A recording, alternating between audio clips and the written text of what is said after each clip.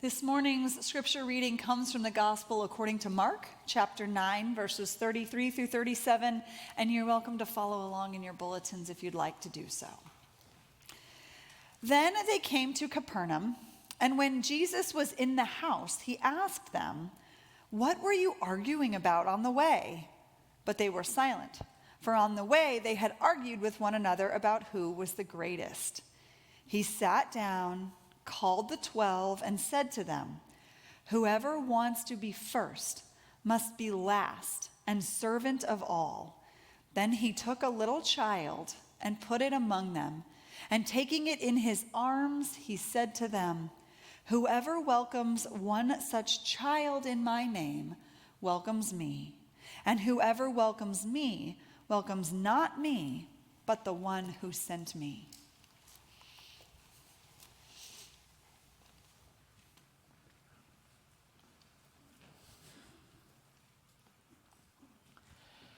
Perhaps you've heard the parable of the little girl who sat down one day to play a game of chutes and ladders with her friend named Jesus. Every time the girl landed on a ladder, she would cheer as she moved her game piece up. Every time that Jesus landed on a chute, he would smile as he moved his game piece down. The young woman began to giggle and asked Jesus, "Jesus, why do you always have such a big smile on your face when you land on a chute?" Jesus replied to the young woman, "For sometimes it's down the chute. It is below in life when we have a meaning and a fulfillment that we can't get when we climb the ladder." If you want to be first, you must be willing to finish last, the servant of all. It's a teaching as countercultural as it is counterintuitive. The sermon title today, "Finish Last," has some shock value to it. And I imagine that the disciples in this text in Mark 9 must have been shocked by the teaching as well. You'll recall the story. The disciples are at a home in Capernaum, and Jesus asked them, "What was it that you were talking about on the road here?" The disciples share back with Jesus that they were talking about being first and which one of them would be the greatest. And it was in this moment that Jesus shared back with them, "Oh, no. I am more about chutes than I am about ladders. I am here to share back with you that the greatest will be the ones who finish last." The teaching really is countercultural. It was countercultural in ancient Judaism, where issues of rank and status in that religious culture were frequently discussed and were the norm of discussion in that day.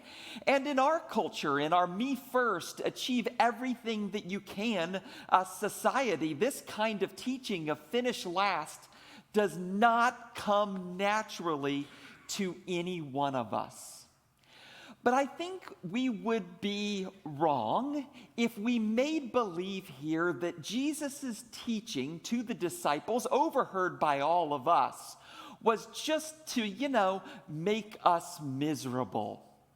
You see, my sense here is that Jesus actually wanted the disciples to know about that peculiar irony, that joy, that fulfillment, that meaning, that heaven on earth experience that does come when we selflessly put others first.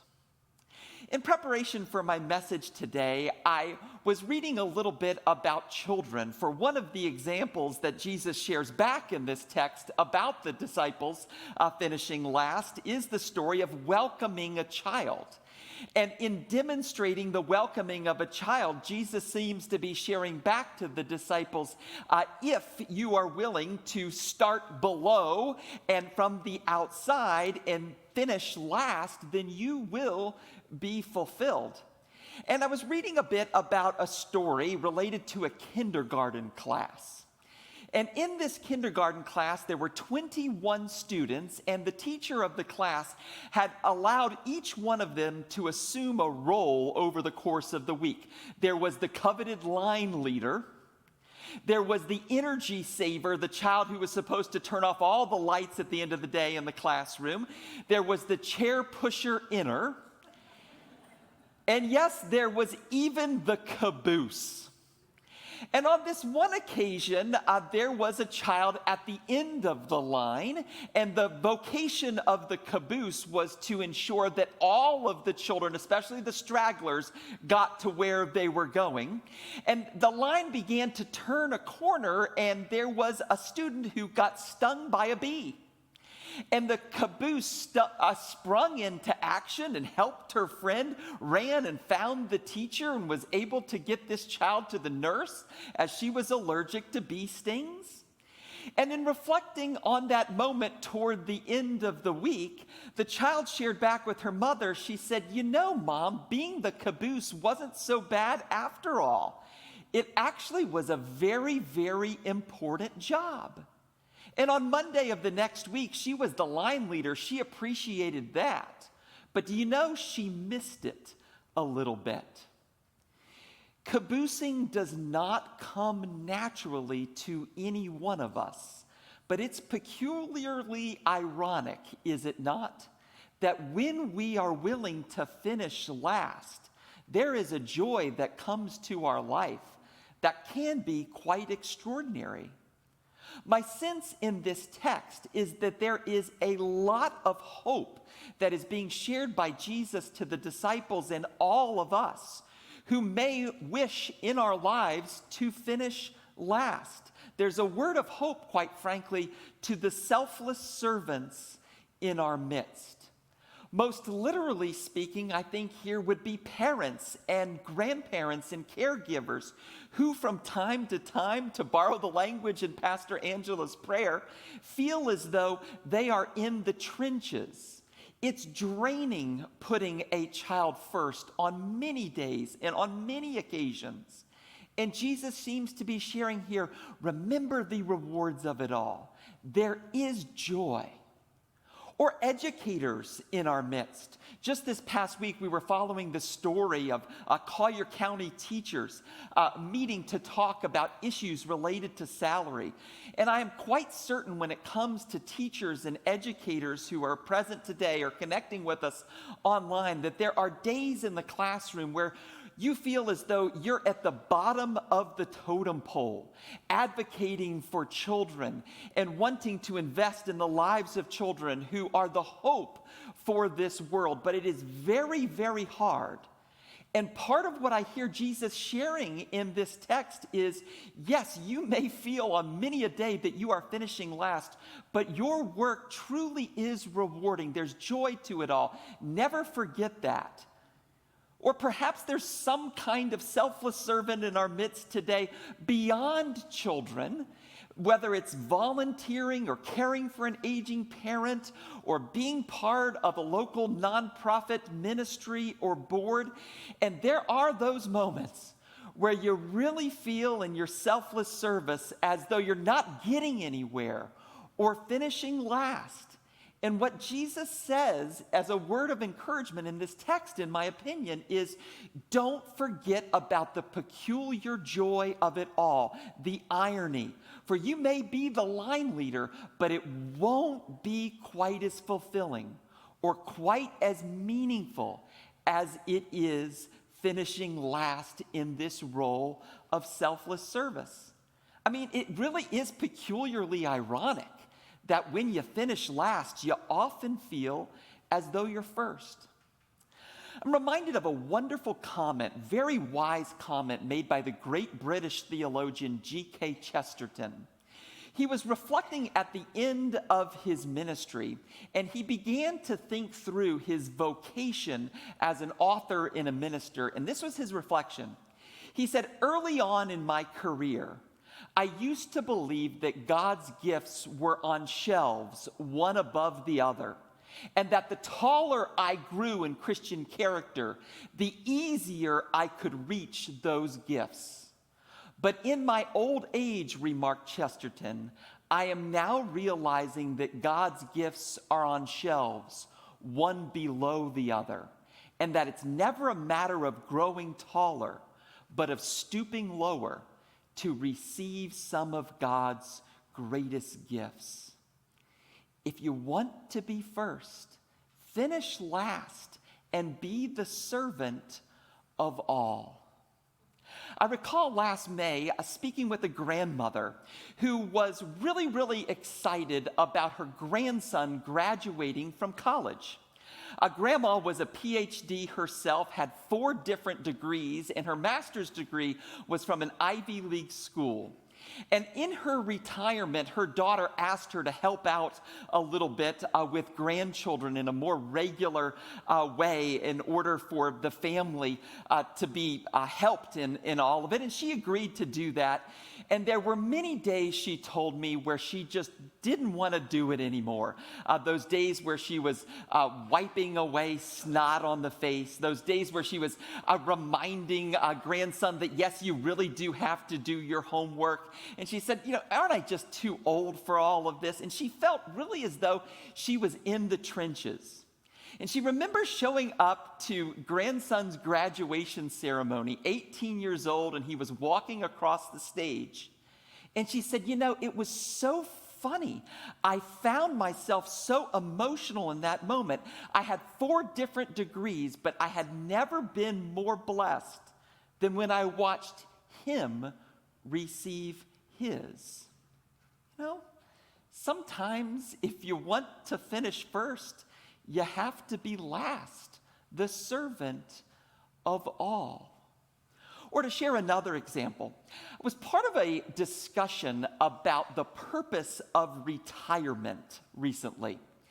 And there was someone who was reflecting on his retirement, and he shared back a bit of wisdom that I thought was rather interesting. He shared back that the best years of retirement are years 1 and 3 and following. For in the first year, he said, when you retire, you get to do all of the things you always wanted to do, but couldn't because you were working. But then he said, you enter the wilderness in year 2. For in year 2, you have to figure out what it is that is beyond yourself that will bring meaning and fulfillment in your life, and make that a part of your retirement. Because if you don't, you find yourself absolutely miserable. But when you figure out whatever that is, in years 3 and following, putting some others first, or putting some ministry or some mission first, there is a reward to it all that will be experienced daily, if not weekly. If you want to be first, you have to finish last, the servant of all. I'll close with a favorite story of mine. It's a story about a PhD of an Ivy League university who, over the course of his entire life in teaching mathematics, had made it his goal to publish a textbook. And in his early 60s, he landed a publisher, and it was HarperCollins up in New York City. And he was going to have his textbook published, and he was so excited, and he remembered the day that he actually brought his textbook into HarperCollins. And in those days, it was prior to email and technology, so he brought a hard copy in, and the elevators in the HarperCollins building in New York City were broken that day, so he had to take the stairwell, walked all the way up the stairs, and dropped off his textbook, which had been a lifelong academic dream of his. And on that very same day, as he was walking down the stairs, he noticed that there was a custodian cleaning the stairwell. Marty, is that you? Turned out that his roommate in college, whose name was Marty, who he hadn't seen in over 20 years, was the custodian in the building. The gentleman was someone who had been through a lot in his life, had struggled with an addiction and had numerous different struggles. And he just couldn't believe that he had bumped into Marty and decided that he would connect with Marty. And they went out the very next week and had dinner together, and their friendship was renewed. And they became very, very close again after decades of not seeing one another. Well, this PhD, in reflecting on it all, said, it was so funny, for walking down the stairs that day may have been as fulfilling, if not more meaningful, than walking up those stairs. The irony of this text is truly extraordinary, peculiar. For those words of, if you want to finish first, you have to be last, are so countercultural, they are divinely mysterious. In fact, you might say they could only come from the one whose life was defined more by chutes than ever by ladders.